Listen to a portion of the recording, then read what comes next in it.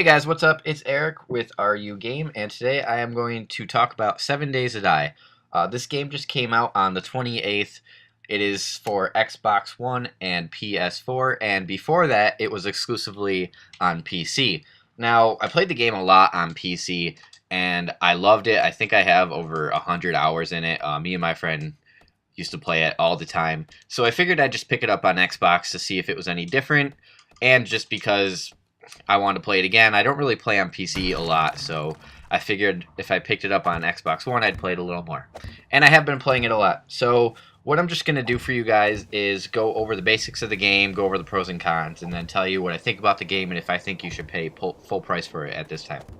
So to start off, it is $30 on Xbox, so half the price of a normal game. It is made by a company called Fun Pips. It came out on PC. I think I've had it for honestly a year and a half, 2 years. And it just released on Xbox and PS4 on the 28th of June.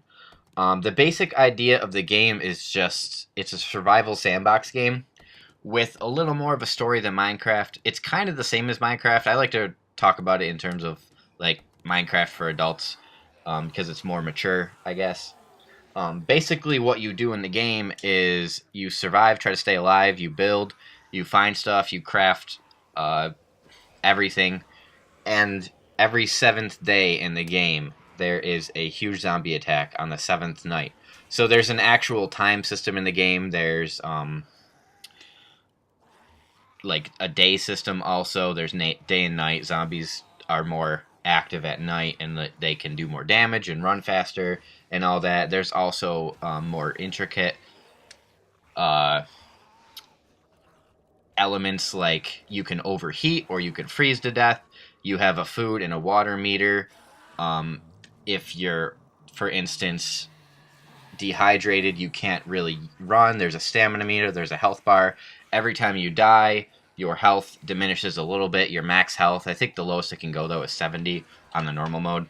And there's also 6 different game modes in terms of difficulty, and also a creative mode. So it's kind of like Minecraft, like I said, for adults.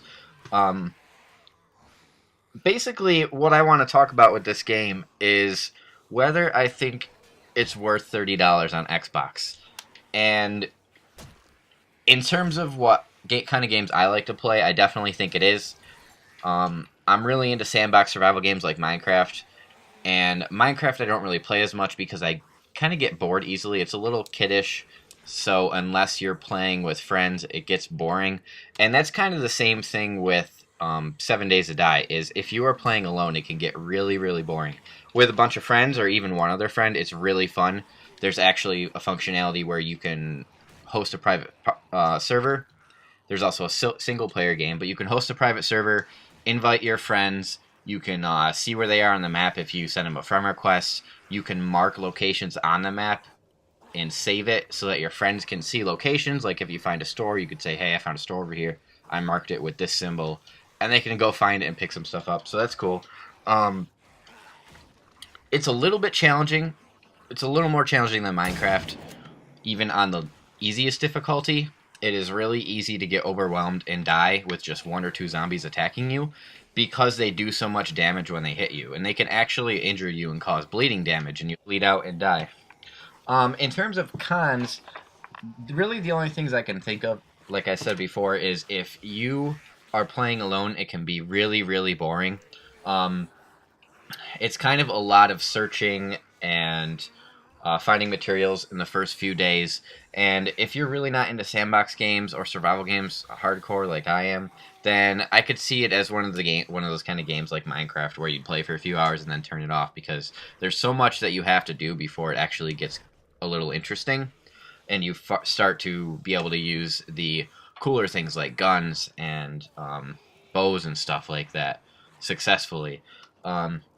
There's also a skill tree, which I forgot to mention in terms of pros. I really like that there's a skill tree. As you level up and as you progress in the game, and just even by staying alive and completing the quests that you can find in the game by like little notes and stuff drop off of dead animals and zombies, and they start little quests, and if you do them, you get skill points. But anyway, the skill points you can use, there's like I think over 50 skills that you can invest skill points into, and they increase anything from your stamina, the amount of stamina you have, to like how well you can use guns and how much damage they do, or if you can hold your breath underwater longer, or if you can stay out in the cold longer, or if you can run longer, don't have to eat as often, stuff like that. But back to cons. The biggest con about the game is that it can get really glitchy, and that there is frame rate drops a lot. So if bugs and glitches are something that really bother you, even if you are into sandbox games, this might be something to shy away from until they fix that. Now, I have the game on PC, like I said before, and the same bugs that were on PC are now on Xbox One and probably on PS4 too. So I don't know if they're going to fix them. I don't know when it will be if they do. So, like I said, if that really annoys you, then shy away from the game. But other than that, there's not really anything bad about the game that I can think of. Like I said before, I really enjoy the game and it's really fun. And for $30, $30 isn't a bad price for a game that you can get so many hours of playtime out of. I think I've already gone probably about 20 to 24 hours just since the 28th when I got it, because I play it so much with my friend on Xbox. But anyway, that's about it. I'm going to wrap it up here. I think in the future at some point I want to give you guys more gameplay and more of a taste of what the game is like. I kind of just went over the basics here because I wanted this video to be pretty quick. It's kind of basically it comes down to if you like sandbox games or not. If you like sandbox games and you like games like Minecraft, you'll enjoy this game. If you don't, you're probably not going to enjoy it. It's a little more mature, so if you don't like Minecraft because it's like cartoony and kiddish, then this might be something you enjoy more. But if that's the case, maybe wait till it goes on sale. I'm sure at some point in the next year it'll be down to $15 or $20 from the $30 price tag it has now. But I'm going to wrap it up here. I hope you guys enjoyed the video, and I will see you next time.